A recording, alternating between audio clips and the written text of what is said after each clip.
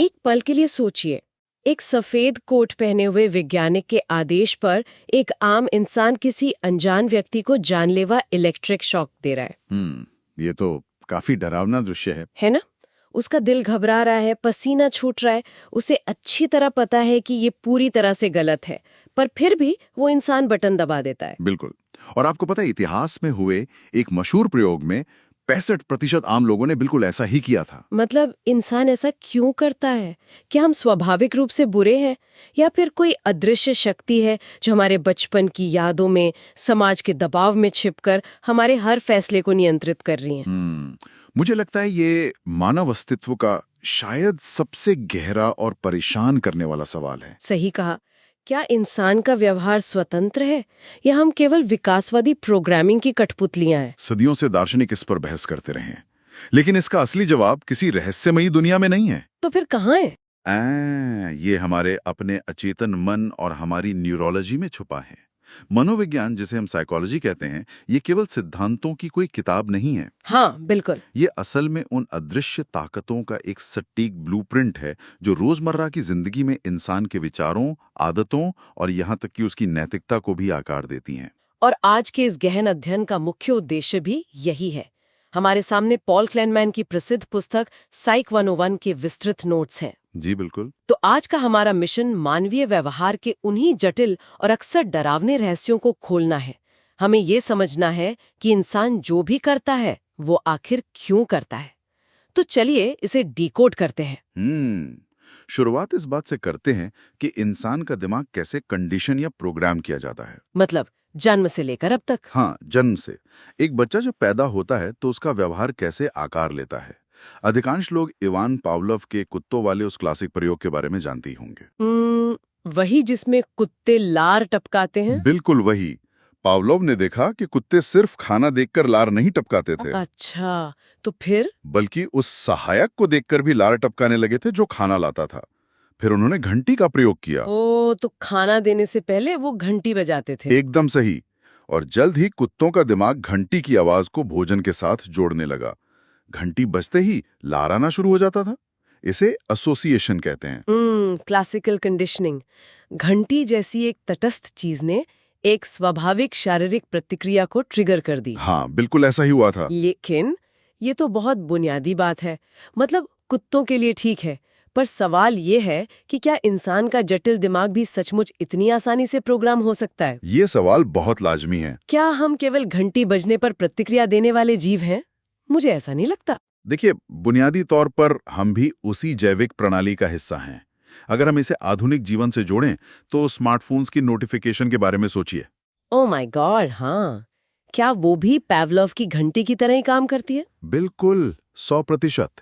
जब भी कोई टिंग की आवाज होती है तो इंसान के दिमाग में तुरंत डोपामाइन रिलीज होने की उम्मीद जग जाती है। मतलब हमारा दिमाग उस ध्वनि को किसी नई सूचना के साथ जोड़ लेता है। हम आधुनिक दुनिया में डोपामाइन की उम्मीद में लार टपका रहे हैं। सही कहा। लेकिन इसके पीछे का विज्ञान यही नहीं रोकता है। बीएफ स्किनर ने ऑपरेंट कंडीशनिंग के जरिए इसे एक कदम और आगे बढ़ाया। स्किनर? वो स्किनर बॉक्स वाले? हाँ, उन्होंने ये साबित किया कि किसी व्यवहार के परिणाम ही ये तय करते हैं कि वह व्यवहार भविष्य में दोहराया जाएगा या नहीं। मैंने स्किनर बॉक्स के बारे में पढ़ा है, जहां चूहों को लिवर दबाने पर भोजन मिलता था, जिसे सकारात्मक सुदृढ़ीकरण कहा गया। बिल्कुल। और बिजली के झटके से बचने के लिए लीवर दबाना नकारात्मक सुदृढ़ीकरण था। पर वैसे एक अफवाह भी थी ना कि स्किनर ने अपनी ही बेटी पर यह प्रयोग किया था? हाँ, अफवाहें तो बहुत थीं, लेकिन वो पूरी तरह झूठी थीं। उन्होंने ऐसा कुछ नहीं किया था। चलो, ये सुनकर अच्छा लगा, लेकिन यहाँ मुझे थोड़ा संदेह है। कैसा संदेह? क्या हम वाकई यह कह सकते हैं कि इंसान के जीवन के बड़े फैसले केवल इनाम पाने या सजा से बचने की एक यांत्रिक प्रतिक्रिया है? स्किनर का खुद यही मानना था कि स्वतंत्र इच्छा यानी फ्री विल एक भ्रम है। सच में? तो इंसान की अपनी कोई सोच नहीं है? अगर हम इसे बड़ी तस्वीर से जोड़ें तो असली पेचीदगी तब आती है जब हम रीइंफोर्समेंट के तरीके को बदलते हैं। स्किनर ने पाया कि अगर चूहे को हर बार लीवर दबाने पर इनाम मिलता है तो वो जल्दी सीख जाता है। हाँ, ये तो लॉजिकल है। लेकिन सबसे मजबूत और न टूटने वाली आदत तब बनती है जब इनाम अनिश्चित हो, मतलब वेरिएबल हो। कभी लीवर दबाने पर खाना मिलता है और कभी नहीं मिलता। अरे बाप रे, तो ये बिल्कुल जुए या कसीनो के स्लॉट मशीन की तरह है। एकदम सही पकड़ा आपने। जुए की लत या सोशल मीडिया फीड को बार बार स्क्रॉल करना इसी वेरिएबल रिवॉर्ड के सिद्धांत पर काम करता है। मतलब हम फोन इसलिए स्क्रॉल करते हैं क्योंकि हमें नहीं पता अगली रील अच्छी होगी या बुरी। बिल्कुल। इंसान का दिमाग अनिश्चितता की स्थिति में डोपामाइन के लिए सबसे ज्यादा तरसता है। तो टेक कंपनियां हमें चूहों की तरह ट्रीट कर रही हैं। एक तरह से हाँ। दुनिया की बड़ी टेक कंपनियां आज इन्हीं मनोवैज्ञानिक सिद्धांतों का इस्तेमाल करके एप्स डिजाइन करती हैं ताकि इंसान का ध्यान स्क्रीन से ना हटे। वाओ, हम सोच रहे होते हैं कि हम अपनी मर्जी से फोन चला रहे हैं। लेकिन गहराई में हमारे दिमाग का वो प्राचीन हिस्सा इनाम और अनिश्चितता के जाल में फंसा होता है। लेकिन चीजें तब और भी अजीब हो जाती हैं जब हम बाहरी व्यवहार से हटकर इंसान के अचेतन मन के अंधेरे में उतरते हैं। हाँ, क्योंकि अगर हम पूरी तरह से इनाम और सजा की कठपुतली न होते तो हम आत्मविनाशकारी काम क्यों करते? वही तो, लोग ऐसी बुरी आदतों या टॉक्सिक रिश्तों में क्यों उलझते हैं जहां कोई इनाम नहीं होता। यहीं पर मनोविज्ञान अचेतन मन यानी अनकॉन्शियस माइंड के गहरे समुद्र में गोता लगाता है। सिगमंड फ्रॉइड ने इस क्षेत्र में क्रांति ला दी थी। फ्रॉइड, वो आइसबर्ग वाले। हाँ, फ्रॉइड ने इंसान के दिमाग की तुलना एक विशाल हिमखंड यानी आइसबर्ग से की थी। आइसबर्ग का रूपक आज भी बहुत प्रभावशाली है। मतलब जो हिस्सा पानी के ऊपर नजर आता है वो हमारी चेतना है। बिल्कुल, हमारी रोजमर्रा की सोच, तर्क और फैसले। लेकिन वो तो पूरे आइसबर्ग का सिर्फ एक छोटा सा हिस्सा है ना। हाँ, सिर्फ 10% के आसपास। असली शक्ति तो पानी के नीचे छिपे हुए उस विशाल अचेतन मन में है। और उस पानी के नीचे क्या है? फ्रॉइड के अनुसार वहां हमारे सबसे गहरे डर, बचपन के आघात, दबी हुई अनैतिक इच्छाएं कैद होती हैं। उन्होंने मानव व्यक्तित्व को 3 हिस्सों में बांटा था, इड, ईगो और सुपर ईगो। इड क्या है? इड वह जन्मजात पशुवत हिस्सा है जिसे केवल खुशी चाहिए। उसे सही, गलत या समाज के नियमों की कोई परवाह नहीं है। तो इड एक तरह से एक जिद्दी बच्चा है जो बस अपनी जिद पूरी करना चाहता है। एकदम सटीक। और दूसरी तरफ है सुपर ईगो। वो क्या करता है? वो समाज और माता पिता द्वारा सिखाए गए सख्त नैतिक मूल्यों का प्रतीक है। यह हमेशा इंसान पर एक आदर्श नागरिक बनने का दबाव डालता है। अरे वाह, तो इसका मतलब है कि इंसान के दिमाग के अंदर ही 24 घंटे युद्ध चल रहा है। बिल्कुल, एक भयंकर मानसिक युद्ध। एक तरफ इड की बचकानी जिदें और दूसरी तरफ सुपर ईगो की सख्त चेतावनियां। तो क्या हमारा जो ईगो है वो बस एक थका हुआ मैनेजर है जो इन दोनों के बीच संतुलन बनाने की कोशिश कर रहा है? बहुत ही कमाल का उदाहरण दिया आपने। ईगो सच में उस थके हुए मध्यस्थ की तरह है। और जब ईगो यह दबाव नहीं झेल पाता तो बहुत तनाव पैदा होता है। तो ईगो इस तनाव से कैसे निपटता है? यहीं पर अन्ना फ्राइड का काम आता है। उन्होंने रक्षा तंत्र यानी डिफेंस मैकेनिज्म को बहुत बारीकी से समझाया। मनोवैज्ञानिक तनाव से बचने के लिए हमारा दिमाग हकीकत को ही थोड़ा मरोड़ देता है। क्या इसका मतलब ये है कि दिमाग खुद से ही झूठ बोलता है? एक तरह से हाँ। उदाहरण के लिए डिनायल यानी इनकार को लीजिए। जैसे जब कोई सच्चाई बहुत कड़वी हो। बिल्कुल, जब कोई सच्चाई इंसान के अस्तित्व के लिए इतनी खतरनाक हो जाए कि उसे स्वीकार करना असहनीय हो, तो दिमाग पूरी तरह से मान लेता है कि वो समस्या है ही नहीं। वाओ, और वो प्रोजेक्शन भी तो होता है ना? हाँ, प्रोजेक्शन। जब इंसान अपने अंदर की कमियों को स्वीकार नहीं कर पाता तो वह उन भावनाओं को दूसरों पर थोप देता है। मतलब अपनी कमियां दूसरों में देखना। बिल्कुल, ये समझना बहुत जरूरी है कि इंसान जो कुछ भी करता है वो अक्सर खुद को इस मानसिक पीड़ा से बचाने के लिए करता है। एल्फ्रेड एडलर का काम भी इसी दिशा में एक अहम नजरिया देता है। एडलर, उनका सिद्धांत क्या था? एडलर का मानना था कि इंसान की सबसे बड़ी प्रेरक शक्ति उसकी अपनी हीन भावना है, इंफीरियॉरिटी कॉम्प्लेक्स। अच्छा, इंफीरियॉरिटी कॉम्प्लेक्स मतलब खुद को कमजोर समझना। हाँ, हर इंसान जन्म से ही खुद को दूसरों के मुकाबले कमजोर पाता है। बच्चा शारीरिक रूप से कमजोर होता है। ये हीनता की भावना ही इंसान को शक्ति और सफलता हासिल करने के लिए प्रेरित करती है। तो एक तरह से इतिहास के बड़े बड़े तानाशाहों या बहुत ज्यादा क्रोधित रहने वाले लोगों के पीछे भी यही हीन भावना काम कर रही हो सकती है। 100%। वे सत्ता के पीछे भागते हैं ताकि वो अपने अंदर बैठे उस डरे हुए बच्चे को छिपा सके। मनोवैज्ञानिकों ने आगे जो खोजा उसने पूरी दुनिया को चौंका दिया। हाँ, क्योंकि जब इंसान के इन आंतरिक संघर्षों का सामना बाहरी दुनिया की सत्ता से होता है तो जो परिणाम निकलते हैं वे बहुत डरावने होते हैं। इसी बात पर मुझे लॉरेंस कोलबर्ग के नैतिक विकास के सिद्धांत की याद आ रही है, वो हेन्स दुविधा वाली कहानी। बिल्कुल, हेन्स डायलेमा। ये कहानी सवाल उठाती है कि क्या नैतिकता सिर्फ हालात पर निर्भर करती है। कहानी में हेन्स की पत्नी कैंसर से मर रही है। एक केमिस्ट के पास दवा है लेकिन वो बहुत महंगे दाम मांग रहा है। हेन्स के पास पैसे नहीं है तो वो रात में दुकान का शीशा तोड़कर दवा चुरा लेता है। और कोलबर्ग ने लोगों से पूछा कि क्या हेन्स ने सही किया? तो लोगों ने क्या कहा? यहाँ जो आकर्षक है वो ये है कि कोलबर्ग के लिए जवाब हाँ या ना मायने नहीं रखता था। उनका ध्यान इस बात पर था कि उस जवाब के पीछे का तर्क क्या है। मतलब लोग क्या सोचकर जवाब दे रहे हैं। हाँ, बच्चे तर्क देते हैं कि चोरी गलत है क्योंकि उससे सजा मिलेगी, लेकिन परिपक्व होने पर इंसान समझने लगता है कि किसी की जान बचाना संपत्ति के नियमों से ऊपर है। ये सुनना बहुत अच्छा लगता है कि इंसान उच्च नैतिक सिद्धांतों तक पहुंच सकता है, लेकिन फिर स्टैनली मिलग्रम का आज्ञाकारिता प्रयोग आ जाता है। हाँ, वो प्रयोग तो इंसानियत के लिए एक बहुत बड़ा झटका था। मिलग्राम ये समझना चाहते थे कि नाजी जर्मनी में एडोल्फ आइकमैन जैसे अधिकारियों ने आदेशों का इतनी आसानी से पालन कैसे कर लिया। बिल्कुल, आइचमैन का बचाव यही था कि वो सिर्फ आदेशों का पालन कर रहा था।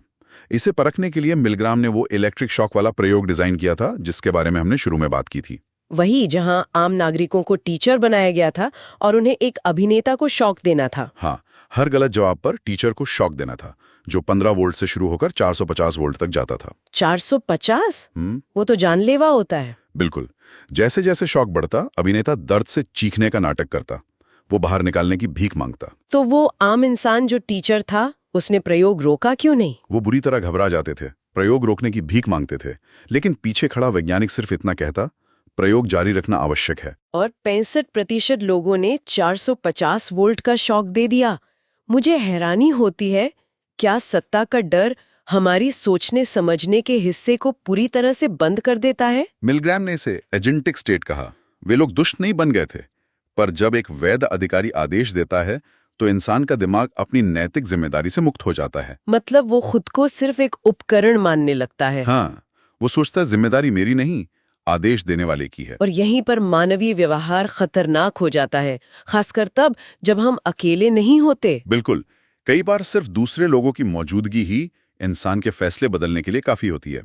सुलेमान ऐश का कन्फॉर्मिटी प्रयोग इसका क्लासिक उदाहरण है। कन्फॉर्मिटी मतलब अनुरूपता, रेखाओं की लंबाई पहचानने वाला प्रयोग ना। हाँ, ऐश देखना चाहते थे कि सामाजिक दबाव में इंसान अपनी आंखों देखी सच्चाई को कैसे झुठला सकता है। तो कमरे में बाकी लोग अभिनेता थे और वो जानबूझकर गलत जवाब दे रहे थे। बिल्कुल, और 75% असली लोगों ने कम से कम एक बार अपनी आंखों पर भरोसा करना छोड़ दिया और भीड़ के गलत जवाब के साथ सहमति जताई। लेकिन लोग इतने बेवकूफ कैसे हो सकते हैं? क्या ये सिर्फ अलग थलग पड़ने का डर था? इसे समझने के लिए हमें इवोल्यूशनरी बायोलॉजी की तरफ देखना होगा। प्राचीन काल में कबीले से बाहर निकाले जाने का मतलब मौत होता था।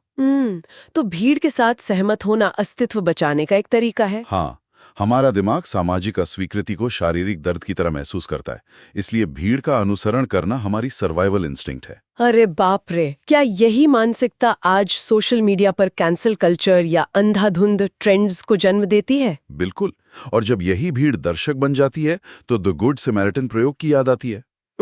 डार्ली और बैटसन वाला प्रयोग। हाँ, एक सड़क पर एक घायल आदमी मदद के लिए करा रहा था। प्रयोग में देखा गया कि मदद करना इस बात पर निर्भर नहीं करता कि इंसान कितना अच्छा है। तो किस पर निर्भर करता है? इस बात पर कि उसे कितनी जल्दी है। जिन लोगों के पास समय था उनमें से 63% ने मदद की, और जिन्हें जल्दी थी, जिन्हें बताया गया था कि वे लेट हो रहे हैं, उनमें से केवल 10% ने मदद की। बाकी सब एक मरते हुए इंसान के पास से चुपचाप निकल गए।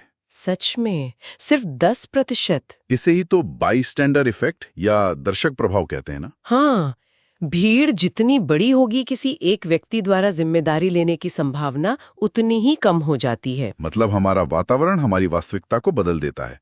लेकिन मुझे लगता है बात सिर्फ बाहरी दुनिया की नहीं है। सही कहा, हमारा अपना दिमाग भी हर पल हमें धोखा देता है, जिसे संज्ञानात्मक मनोविज्ञान विस्तार से समझाता है। लियोन फेस्टिंगर का कॉग्निटिव डिसोनेंस या संज्ञानात्मक असंगति का सिद्धांत। बिल्कुल, उनके प्रयोग में लोगों को एक बहुत ही उबाऊ काम करना था और फिर बाहर बैठे अगले व्यक्ति से झूठ बोलना था कि काम बहुत मजेदार था। हाँ, और कुछ को झूठ बोलने के लिए $1 मिला और कुछ को $20, और नतीजे बहुत ही अजीब थे। जिन्हें $20 मिले थे, उन्हें पता था कि उन्होंने पैसों के लिए झूठ बोला है, उनके अंदर कोई मानसिक अंतर्विरोध नहीं था। लेकिन जिन्हें सिर्फ $1 मिला था, उनके सामने एक मनोवैज्ञानिक संकट था। वो सोच रहे थे, मैं कोई झूठा इंसान नहीं हूं और $1 के लिए तो मैं झूठ नहीं बोलूंगा। तो उन्होंने क्या किया? इस असुविधा से बचने के लिए उनके दिमाग ने अपनी यादों को ही एडिट कर दिया। उन्होंने खुद को ही यकीन दिला दिया कि वो काम सच में मजेदार था। माइंड ब्लोइंग, मतलब हमारे कार्य हमारे विचारों से मेल नहीं खाते तो हम अपनी मान्यताओं को ही बदल देते हैं। बिल्कुल, हमारा दिमाग वास्तविकता को कितनी आसानी से एडिट कर लेता है, इसका एक और प्रमाण है अदृश्य गोरिल्ला परीक्षण, जिसे इंटेंशनल ब्लाइंडनेस कहते हैं। ओ हाँ, वो वीडियो जिसमें लोग बास्केटबॉल पास कर रहे होते हैं। हाँ, निर्देश होता है कि गेंदों के पास गिने जाएं। खेल के बीच में एक इंसान गोरिल्ला का सूट पहनकर आता है, स्क्रीन के बीचों बीच खड़ा होता है, छाती पीटता है और चला जाता है। और लोग उसे देख ही नहीं पाते। 50% से ज्यादा लोग उस गोरिल्ला को देख ही नहीं पाते। आंखों के बिल्कुल सामने एक बड़ा सा गोरिल्ला आ जाता है और हमारा दिमाग उसे पूरी तरह से मिटा देता है। क्योंकि हमारा दिमाग एक साथ आने वाली लाखों सूचनाओं को प्रोसेस नहीं कर सकता। हम सूचनाओं के बोझ तले दब जाएंगे। तो दिमाग सिर्फ उसी पर ध्यान देता है जो जरूरी है। तो अगर हम इस पूरे डीप डाइव को संक्षिप्त में देखें तो क्या समझ आता है? बताइए, आपको क्या लगता है? हमने देखा कि हम अचेतन इच्छाओं से प्रेरित हैं, पर्यावरण द्वारा प्रोग्राम किए गए हैं, सत्ता के सामने अंधे हो जाते हैं और हमारा अपना दिमाग हमें वास्तविकता से धोखा देता है। ये सब सुनकर कोई भी इंसान खुद को लाचार महसूस कर सकता है। बिल्कुल, एक रोबोट की तरह। लेकिन मनोविज्ञान को समझने का असली फायदा ये है कि हम आत्म जागरूकता यानी सेल्फ अवेयरनेस पैदा कर सकते हैं। मतलब जब हमें इन ऑटो पायलट प्रवृत्तियों का पता चल जाता है, तब हम उन्हें रोक सकते हैं। एकदम सही। जब हम अपने दिमाग की कमियों को जान लेते हैं, तो हम पहली बार वास्तव में स्वतंत्र विकल्प चुन सकते हैं। हाँ, ये सच है। ये एक अंतिम गहरे विचार की तरफ इशारा करता है। कैसा विचार?